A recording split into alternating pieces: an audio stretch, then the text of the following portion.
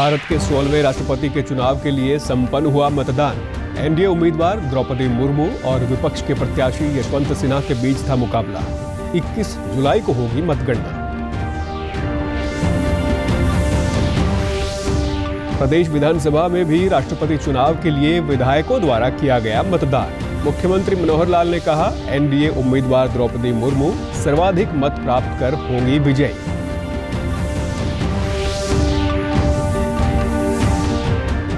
श्रावण मास के पहले सोमवार के दिन आज मंदिरों में श्रद्धालुओं ने भगवान शिव का किया जलाभिषेक, पूजा अर्चना कर सुख समृद्धि की कामना की।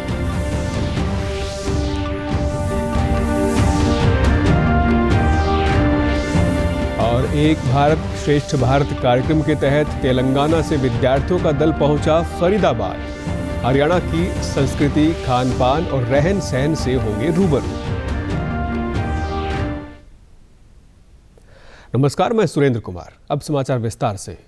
आज भारत के 16वें राष्ट्रपति के चुनाव के लिए मतदान हुआ, जो संसद भवन और राज्य विधानसभाओं में शाम 5 बजे तक चला। द्रौपदी मुर्मू राष्ट्रीय जनतांत्रिक गठबंधन एनडीए की उम्मीदवार हैं, जबकि विपक्ष ने यशवंत सिन्हा को उम्मीदवार बनाया है। आज प्रधानमंत्री नरेंद्र मोदी, केंद्रीय गृह मंत्री अमित शाह, केंद्रीय खेल मंत्री अनुराग सिंह ठाकुर सहित अन्य सांसदों ने राष्ट्रपति चुनाव में मतदान किया। मतों की गिनती 21 जुलाई को होगी। राष्ट्रपति रामनाथ कोविंद का कार्यकाल 24 जुलाई को समाप्त हो रहा है और 25 जुलाई को नए राष्ट्रपति का शपथ ग्रहण समारोह होगा। निर्वाचन आयोग ने मतदान और मतगणना व्यवस्थाओं की निगरानी के लिए 37 पर्यवेक्षकों की नियुक्ति की है। राज्यों और केंद्र शासित प्रदेशों की विधानसभाओं में 30 चुनाव स्थलों में प्रत्येक के लिए पर्यवेक्षक नियुक्त किए गए हैं। संसद भवन के लिए 2 पर्यवेक्षकों की नियुक्ति की गई है और ये पर्यवेक्षक 21 जुलाई को मतदान प्रक्रिया की भी निगरानी करेंगे।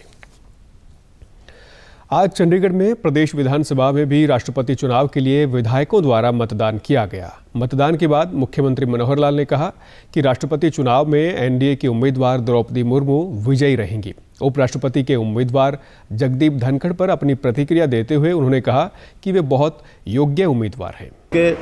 एनडीए और यूपीए के जो दोनों कैंडिडेट हैं, उनका जो गणित है देश भर का हमको मालूम है और मैं विश्वास कर सकता हूं कि 21 तारीख को जो परिणाम आएगा वो एनडीए के कैंडिडेट मैडम द्रौपदी मुर्मू जी को राष्ट्रपति जरूर चुनेंगे। 25 तारीख को शपथ ग्रहण का कार्यक्रम है। राष्ट्रपति पद के लिए उम्मीदवार की घोषणा की गई हो और चाहे उपराष्ट्रपति के लिए, मैं समझता हूँ हमारे केंद्रीय नेतृत्व ने बहुत सोच समझ करके और बहुत प्रकार के यानी समीकरणों को ध्यान में रखते हुए और अच्छे पढ़े लिखे लोगों को और इस काम में लाए हैं। जहाँ तक उपराष्ट्रपति का विषय है, श्री जगदीप धनखड़ जी राजस्थान के रहने वाले हैं और बहुत उच्च कोटि के वकील रहे हैं। मतदान के बाद उप मुख्यमंत्री दुष्यंत चौटाला ने कहा कि एनडीए की उम्मीदवार द्रौपदी मुर्मू सर्वाधिक मत प्राप्त कर देश की राष्ट्रपति बनेंगी। उन्होंने कहा कि द्रौपदी मुर्मू कमेरे वर्ग की आवाज़ को और मजबूती के साथ आगे बढ़ाएंगी और देश को गौरवान्वित करेंगी। दुष्यंत चौटाला ने उपराष्ट्रपति पद के उम्मीदवार जगदीप धनखड़ को शुभकामनाएं दी। द्रौपदी मुर्मू जी महामहिम राष्ट्रपति के पद को सुशोभित भी करेंगे और आने वाले समय के अंदर देश की और ख़ास तौर पर ट्राइबल्स की आवाज़, कमेरे की आवाज़, वर्किंग क्लास की आवाज़ और मजबूती के साथ आगे बढ़ाने का काम करेंगे। धनखड़ जी ने आज नॉमिनेशन भरी है। हमारी शुभकामनाएं भी है और विश्वास भी है कि वो चेयरपर्सन के पद को भी बहुत अच्छी तरीके से निभाने का भी काम करेंगे। कृषि मंत्री जयप्रकाश दलाल ने मतदान के बाद कहा कि उन्हें उम्मीद है कि सभी राजनीतिक दल एकमत होकर द्रौपदी मुर्मू को भारी मतों से विजयी बनाएंगे। है कि पार्टी लाइन से ऊपर उठ करके सभी आत्मा की आवाज पर सभी पार्टियों के लोग भारी बहुमत से मतदान करके उनको जिताएंगे। आज श्रावण मास के पहले सोमवार को मंदिरों में श्रद्धालुओं की भीड़ रही। श्रद्धालुओं ने भगवान शिव का जलाभिषेक कर पूजा अर्चना की। आज शिवालयों को भव्य ढंग से सजाया गया। भिवानी के हनुमान जोहड़ी मंदिर के पुजारी महंत चरणदास महाराज ने बताया कि पौराणिक मान्यताओं के अनुसार श्रावण मास भगवान शिव को अति प्रिय माना जाता है और आज के दिन पूजा का विशेष महत्व है। उन्होंने कहा कि भगवान शिव को प्रकृति प्रेमी भी माना जाता है और हमें भी प्रकृति से जुड़कर पर्यावरण को सुरक्षित रखना चाहिए। उनके प्रति आस्था श्रद्धा का एक ये सावन का महीना है। भगवान इस महीने में खुश होते हैं क्योंकि चारों तरफ से हरियाली होती है, कुदरत का जो है इस प्रकार से वातावरण बनता है, चारों ओर ही खुशहाली होती है। तो प्रकृति को बचाया जाए। भगवान शिव का जो एक पूजा का विधान भी यही है कि हम प्रकृति को जितना भी प्रकृति से लगाव रखेंगे, प्रकृति को बचाएंगे, उतना हम सब के लिए बढ़िया रहेगा। श्रद्धालुओं ने बताया कि आज उन्होंने शिवलिंग पर गंगा जल, दूध और बेलपत्र चढ़ाकर पूजा अर्चना की और सुख समृद्धि की कामना की। पहला सोमवार है, आज हमने भगवान शिव की पूरे मन से आराधना की है, घर में सुख शांति के लिए, और सोमवार का व्रत मन पूजा करी है। मेरे परिवार में सुख शांति दे और मेरा मन में शांति दे, सुख शांति दे, सभी का बना करो। तब शिव जी पे जल चढ़ाया है, पूजा अर्चना की है, बेलपत्र चढ़ाए हैं, फ्रूट चढ़ाए, फल चढ़ाए हैं। एक भारत श्रेष्ठ भारत कार्यक्रम के तहत तेलंगाना और हरियाणा के बीच संस्कृति के आदान प्रदान के लिए दोनों राज्यों के विद्यार्थी एक दूसरे के राज्यों में जाकर लगातार जानकारियां हासिल कर रहे हैं। इसी कड़ी में तेलंगाना से विद्यार्थियों का एक दल हरियाणा के बारे में जानने के लिए आज फरीदाबाद के एक निजी विश्वविद्यालय में पहुंचा। All India council for technical education के अध्यक्ष और अन्य अधिकारियों ने वीडियो कॉन्फ्रेंसिंग के जरिए इन छात्रों को एक भारत श्रेष्ठ भारत कार्यक्रम की खूबियों के बारे में बताया। विश्वविद्यालय के उपकुलपति संजय श्रीवास्तव ने बताया कि एक भारत श्रेष्ठ भारत कार्यक्रम के तहत हमें एक दूसरे के राज्य के बारे में जानने का सुनहरा अवसर मिला है। ये एक पेयर्ड प्रोग्राम चल रहा है जिसमें दो राज्यों को जिम्मेदारी दी गई है कि हमारे छात्र छात्राएं वहाँ जाएं, वहाँ के कल्चर को सीखें, और वहाँ के छात्र छात्राएं यहाँ आएँ और यहाँ के कल्चर को सीखें।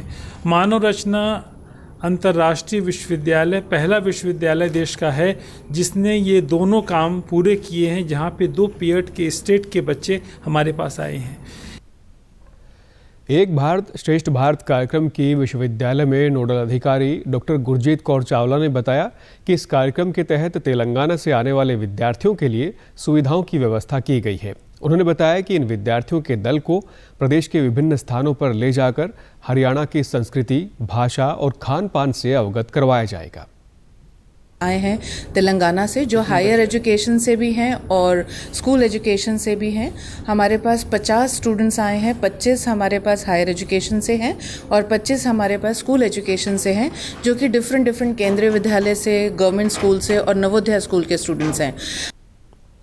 तेलंगाना की राजधानी हैदराबाद से आए अध्यापकों और विद्यार्थियों ने बताया कि इस कार्यक्रम के तहत उन्हें हरियाणा की संस्कृति, खान पान और भाषा को जानने का मौका मिला है, जिसको लेकर वे काफ़ी उत्सुक हैं। पेशन करने के लिए कोऑर्डिनेटर आई हूँ मैं। बहुत एक्साइटमेंट है हरियाणा स्टेट के लिए आने का, और बच्चों हमारे साथ 24 मेंबर स्टूडेंट्स और 11 गर्ल्स आए और 12 बॉयज़ भी आए। हम लोग टोटल हायर स्कूल एजुकेशन के 24 मेंबर्स आए हुए। Thank all the madams who supported me to come Haryana. It's a great opportunity, and Ek Bharat Shresth Bharat is a great program that initiated by our Prime Minister, Honorable Prime Minister Narendra Modi. And I'm so excited to know the culture of Haryana. Receive the hospitality, and we are very eager to learn the culture, tradition, and the cuisines, and the Manav Rachna Institute ka experiences were very great. Thank to the state government and the central government for making this initiative to transport the student, or taking the initiative and making them to know about the different cultures and know about the various states, regions. And I feel this is pretty great privilege and honor to be a part of Ek Bharat and Shresth Bharat. And coming here is a very exciting thing. First thing we are worried about is hospitality when we started there. But no matter what, the hospitality is great and the food we eat was excellent here. देश के 16वें उपराष्ट्रपति के 6 अगस्त को होने वाले चुनाव के लिए एनडीए उम्मीदवार जगदीप धनखड़ ने आज नामांकन दाखिल किया। नामांकन के समय प्रधानमंत्री नरेंद्र मोदी और भाजपा अध्यक्ष जयप्रकाश नड्डा मौजूद रहे। उपराष्ट्रपति का चुनाव निर्वाचक मंडल के सदस्यों द्वारा किया जाता है, जिसमें संसद के दोनों सदनों के सदस्य शामिल होते हैं। निर्वाचक मंडल में राज्यसभा के 233 निर्वाचित और 12 मनोनीत सदस्य तथा लोकसभा के 543 निर्वाचित सदस्य हैं। इस प्रकार निर्वाचक मंडल में दोनों सदनों के कुल 788 सदस्य हैं। विपक्ष ने उपराष्ट्रपति पद के लिए मार्गरेट आल्वा को प्रत्याशी बनाया है। विपक्षी दलों की कल नई दिल्ली में बैठक के बाद राष्ट्रवादी कांग्रेस पार्टी प्रमुख शरद पवार ने कहा कि 17 दलों ने सर्वसम्मति से ये निर्णय किया है। संसद का मॉनसून सत्र आज से शुरू हो गया है, जो 12 अगस्त तक चलेगा। सत्र के पहले दिन दोनों सदनों में नवनिर्वाचित सांसदों ने शपथ ली। इस सत्र के दौरान 32 विधेयक पेश किए जाएंगे। प्रधानमंत्री नरेंद्र मोदी ने संसद भवन परिसर में मॉनसून सत्र की शुरुआत से पहले पत्रकारों से बातचीत करते हुए कहा कि ये कालखंड बहुत महत्वपूर्ण है। उन्होंने कहा कि 15 अगस्त और आने वाले 25 वर्षों का एक विशेष महत्व है, जब राष्ट्र स्वतंत्रता के 100 वर्ष मनाएगा। ये हमारी यात्रा और नई ऊंचाइयों को तय करने का संकल्प करने का समय होगा। ये कालखंड एक प्रकार से बहुत महत्वपूर्ण है। ये आजादी के अमृत महोत्सव का कालखंड है। 15 अगस्त का विशेष महत्व है और आने वाले 25 साल के लिए देश जब शताब्दी मनाएगा तो हमारी 25 साल की यात्रा कैसी रहे, हम कितनी तेज गति से चले, कितनी नई ऊंचाइयों को पार करें, इसके संकल्प लेने का एक कालखंड है। और उन संकल्पों के प्रति समर्पित होकर के देश को दिशा देना, सदन देश का नेतृत्व करे, सदन के सभी माननीय सदस्य राष्ट्र में नई ऊर्जा भरने के लिए निमित्त बने, उस अर्थ में यह सत्र भी बहुत महत्वपूर्ण है। संसद पहुंचने के बाद प्रधानमंत्री नरेंद्र मोदी ने कहा कि संसद का ये सत्र बहुत महत्वपूर्ण है, क्योंकि इस समय राष्ट्रपति और उपराष्ट्रपति पद के चुनाव हो रहे हैं। इसी कालखंड में देश को नए राष्ट्रपति और उपराष्ट्रपति मिलेंगे। ये सत्र इसलिए भी महत्वपूर्ण है कि इसी समय राष्ट्रपति पद और उपराष्ट्रपति पद के चुनाव हो रहे हैं। आज मतदान भी हो रहा है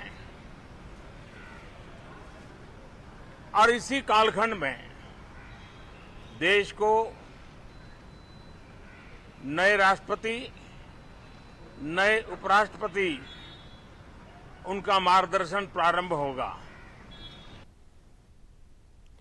केंद्रीय गृह मंत्री अमित शाह ने कल देश के विभिन्न राज्यों एवं केंद्र शासित प्रदेशों के मुख्यमंत्रियों से वीडियो कॉन्फ्रेंसिंग के माध्यम से हर घर तिरंगा अभियान की तैयारियों की समीक्षा बैठक की। इस दौरान मुख्यमंत्री मनोहर लाल चंडीगढ़ में सीएम हाउस से जुड़े।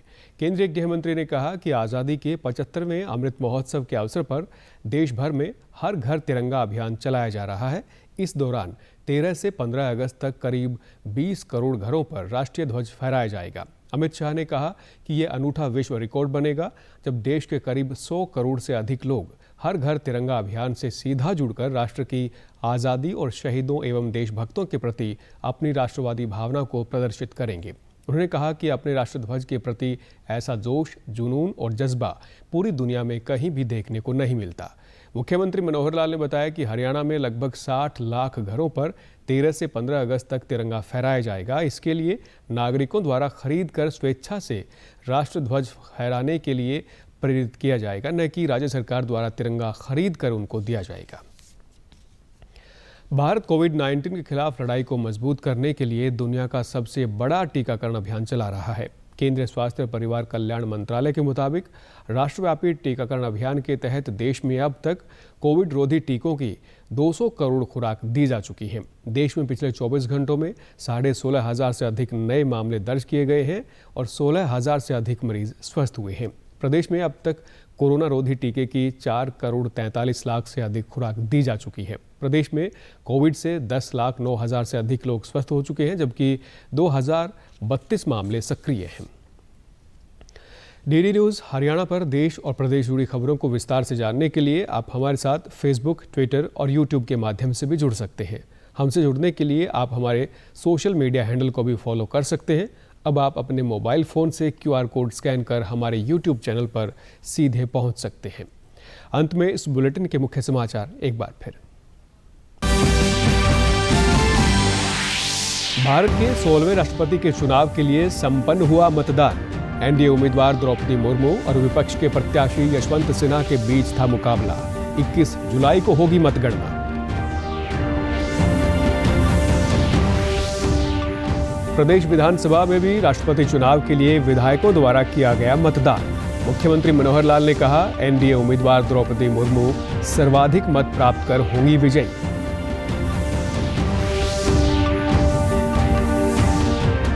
श्रावण मास के पहले सोमवार के दिन आज मंदिरों में श्रद्धालुओं ने भगवान शिव का किया जलाभिषेक। पूजा अर्चना कर सुख समृद्धि की कामना की।